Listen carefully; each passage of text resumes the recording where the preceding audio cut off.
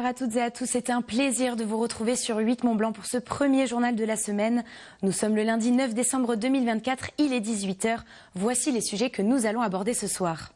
En football, le FC Annecy continue sa magnifique série à domicile. Ce vendredi, les Hauts-Savoyards ont battu Clermont 2-0. Il s'agit là de leur 6e victoire d'affilée au Parc des Sports, sans encaisser le moindre but. Les images et les réactions à suivre dans ce journal dans quelques instants. Et puis à l'approche des fêtes de Noël, il n'est pas toujours évident de trouver des idées de cadeaux à mettre au pied du sapin. Nous vous proposons dans cette édition de partir à la découverte de 2 commerces qui, on l'espère, réussiront peut-être à vous inspirer. Mais avant de développer ces titres, on débute ce journal avec un projet de longue date dont les contours se précisent enfin. Lancé il y a plus de 30 ans pour désenclaver le Chablais, le plan de liaison routière entre Machy et Thonon-les-Bains devrait bientôt se concrétiser. Lors d'un point presse ce samedi à Médéa, la filiale du groupe Eiffage retenue pour la construction a détaillé le calendrier et le tracé de la future autoroute. En plus de Machy et Thonon, 10 autres communes sont concernées par l'A412 avec un système de péage en flux libre. Pour permettre l'accès au TER transfrontalier allant jusqu'à Genève, un point d'échange sera aussi mis en place à Périgné. Une véloroute de 10 km longeant l'autoroute va également être créée, ainsi que 2 aires de covoiturage équipées de bornes de recharge électrique. En ce qui concerne le calendrier du chantier, les travaux devraient démarrer en 2026. La mise en service est-elle prévue en 2029 ? Plus de précisions ce mardi avec un reportage d'Emmanuel Jaude. Je vous en parlais en début d'édition. Rien ni personne ne semble pouvoir arrêter le FC Annecy à domicile cette saison. Vendredi soir, les hommes de Laurent Guyot ont logiquement battu Clermont 2-0 au terme d'un match maîtrisé. Les Hauts-Savoyards décrochent là leur 6e victoire consécutive au Parc des Sports, sans encaisser le moindre but. Retour en images sur cette soirée avec Sébastien Germain et Hugo Goncalves. Ce match contre Clermont n'a pas échappé à la règle de la traditionnelle ouverture du score du FCA cette saison. Bien lancé par Capit Joko, Anthony Bermond décoche une frappe imparable aux 25 mètres dès la 10e minute. Peu avant la pause, les supporters annéciens vont trembler quand Julien Quadio concède un pénalty très sévère. Fort heureusement, Florian Escalès sort une nouvelle fois le très grand jeu face à Bahalouj. 1-0 pour Annecy à la mi-temps. En seconde période, les Hauts-Savoyards font le dos rond avant de faire le break au bout du temps additionnel. Karim Cissé se fait justice lui-même sur pénalty. 2-0 pour les Reds et une nouvelle victoire convaincante à domicile. La 6e de suite sans encaisser de but. Pour nous en tant que défenseurs, il y a beaucoup de positifs. De faire des clean sheets, c'est valorisant pour nous, donc forcément pour nous c'est super. Ça a été dur ce soir, mais on a gagné. On n'a pas pris de but, on a été très solide et c'est le plus important. Les victoires amènent la confiance forcément et les bonnes prestations amènent la confiance. Donc on est un groupe où on est tous soudés, que ce soit les plus jeunes, les plus anciens, et je pense que ça se ressent sur le terrain. On fait tous les efforts les uns pour les autres et ça paye avec les résultats, donc ça fait plaisir. Pour le FC Annecy, mathématiquement l'opération est très bonne au classement. Un anti désormais de 26 points, soit 8 de plus que la saison dernière après 15 journées.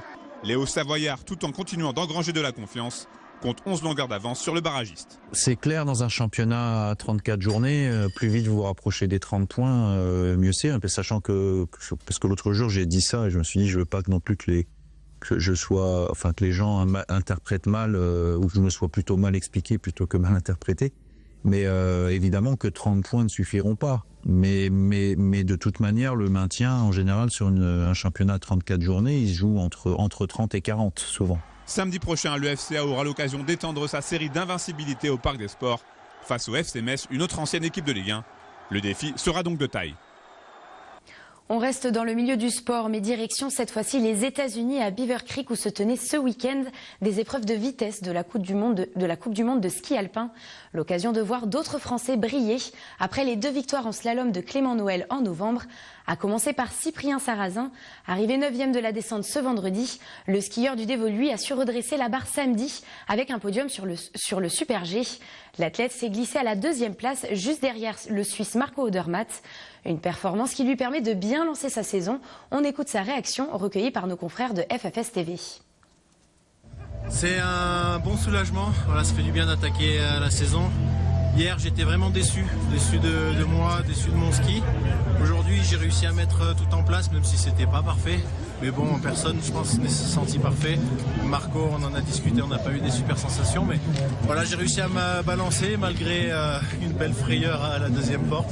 Mais ça m'a mis dedans et voilà, je suis content. sans avoir fait... Moi j'ai pris des risques, mais sans avoir inventé quelque chose, je fais deuxième aujourd'hui. La victoire, elle était possible, mais bon, voilà, c'est très bien comme ça attaque la saison d'une très belle façon, et ça c'est cool. Les sports d'hiver, ce sont aussi la Coupe du Monde de biathlon qui débute très bien pour l'équipe de France. Ce dimanche se déroulaient les épreuves de Mass Start en Finlande. Du côté des femmes, malgré un début de saison difficile, Julia Simon a inversé la tendance en prenant la 2e place de la course. Avec un 18-20 au tir, elle a terminé à 16 secondes de la Suédoise Elvira Öberg, qui termine première de la Mass Start et conserve sa place de leader au classement général.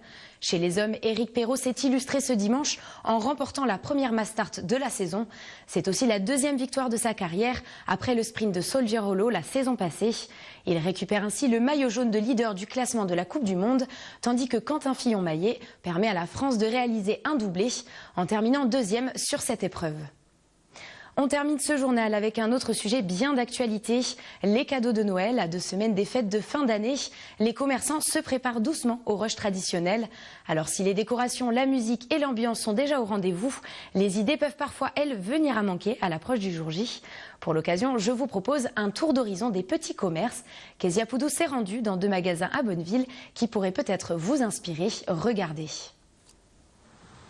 Vitrine, stock et bonne humeur, la boutique Les Frangines est d'ores et déjà prête à vivre un pic d'affluence ces prochains jours. Dans ce magasin situé à Bonneville, pas besoin d'avoir beaucoup d'inspiration pour trouver chaussures à son pied. On a un petit peu de périculture pour les enfants, donc là ça part super bien aussi. Les bijoux, beaucoup de bijoux. Baïja, la nouvelle marque que j'ai rentrée, la cosmétique, ou comme avant, cosmétique naturelle aussi, ça part bien. Ou de la déco. Donc des tasses, le thé, tout ça. Installée depuis presque 2 ans, cette boutique créée par 2 sœurs propose environ 70% de produits français. Et parmi eux, 7 créations locales comme ces bijoux. On a 2 créatrices donc, du coin qui sont vraiment juste à côté.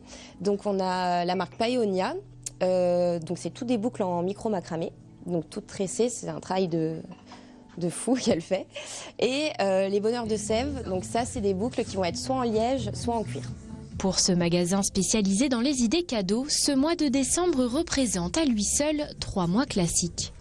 Même constat du côté de ce vendeur de jeux de société, même si le gros du chiffre d'affaires mensuel devrait se faire dans les prochains jours. Le rush, c'est vraiment la dernière semaine, voire les 2 dernières semaines où là vraiment le monde arrive. Le reste de l'année, on est plus sur des gens qui savent ce qu'ils veulent et qui viennent chercher en général des choses en particulier. Et là à Noël, on est beaucoup sur le conseil par contre. Les gens ils savent pas trop et en général ils viennent acheter des jeux plus familiaux. On a moins des joueurs finalement, on a plus des gens qui viennent offrir. Du coup ils ne connaissent pas forcément les jeux, donc c'est pour ça qu'on est là. Pour les guider vers la bonne sélection de jeux et des jeux surtout qui ne trouveront pas ailleurs, qu'on ne va pas leur offrir une 2e fois. Voilà, c'est d'avoir des jeux originaux, c'est ça notre force aussi. Cluster, Skyjo ou encore Trio, si ces jeux sont les plus vendus, ici plusieurs centaines d'autres sont à découvrir. Qu'ils soient familiaux pour adultes, à jouer à 2 ou à plusieurs, le choix est vaste. Le Nekojima, donc c'est un jeu très familial où on va devoir construire des poteaux électriques sur une île des chats.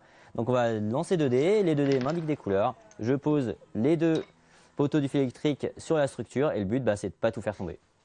Maintenant les gens ils aiment bien jouer en couple ou entre amis, donc il y a SkyTeam. SkyTeam c'est un jeu coopératif, on va devoir faire atterrir un avion ensemble.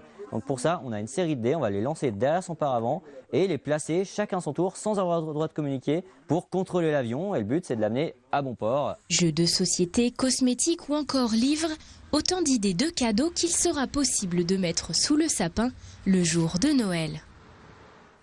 Nous sommes arrivés au terme de cette édition locale. Merci de votre intérêt pour l'information sur notre antenne.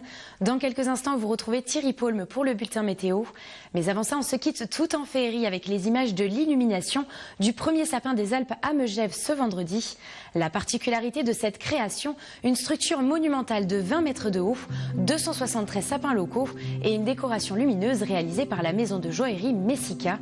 Je vous laisse profiter du spectacle et on se retrouve demain à 18 h. Excellente soirée sur 8 Mont Blanc.